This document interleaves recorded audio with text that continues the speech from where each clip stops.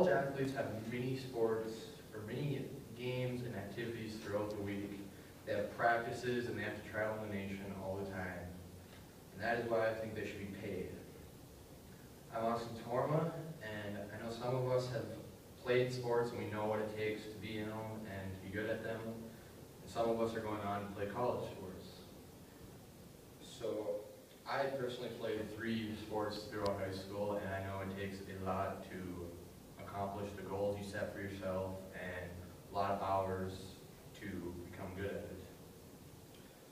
So today I'm going to talk about the time and effort it takes, or you have to put into sports, and how the colleges make a lot of money from the sports, and how much time college athletes all put in for the sports, and a couple of events that bring in a lot of money for colleges.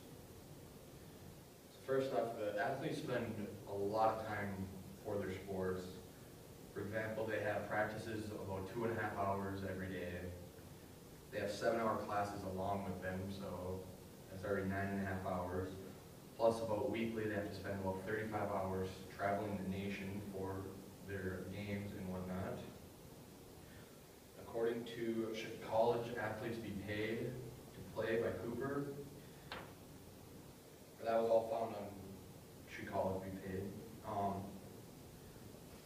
According to Should College Athletes Be Paid by Michelle, they should be allowed to negotiate hours, wages, and work conditions due to the Sherman Antitrust Act, which says every contract, combination, or conspiracy in any kind of trade or commerce is declared to be illegal, which means college athletes should be paid for the amount of time that they have put into their sports.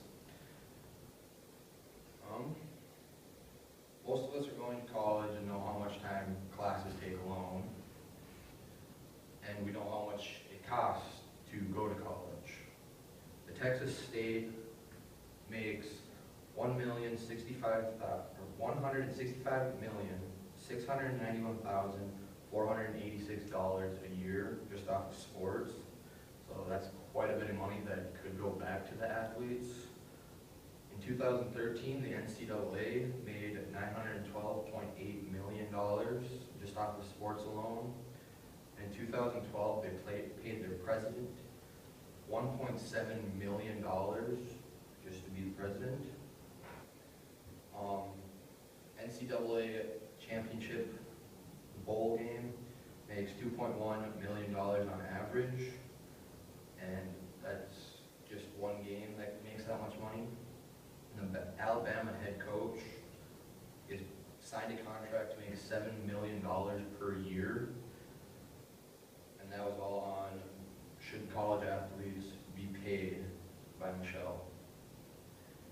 Just like high school sports, it takes a lot to be in a sport. Just like high school, college athletes put a lot of time in, and a lot of it comes before their schoolwork. 85% of the college athletes on scholarships are living below the poverty line. Most of them put up to 30 hours a week on the sports alone. So just like all sports, high school and everything, we have state tournaments and stuff to name the best teams. March Madness is one of the biggest basketball tournaments. All of us have heard about it because it is one of the biggest basketball tournaments. And according to Should College Athletes Get Paid, and I quote, March Madness basketball tournament alone generates more than $1 billion each year in ad revenue, far more than the Super Bowl. And of course, we all know how big the Super Bowl is, so that's quite a bit of money. So now that you better understand the time and effort it takes to be a college athlete, how much colleges make, and a little bit about how a college athlete's life is, and how much the events all pull in alone. I hope you have a better understanding and understand why I personally believe college athletes should be paid for their hours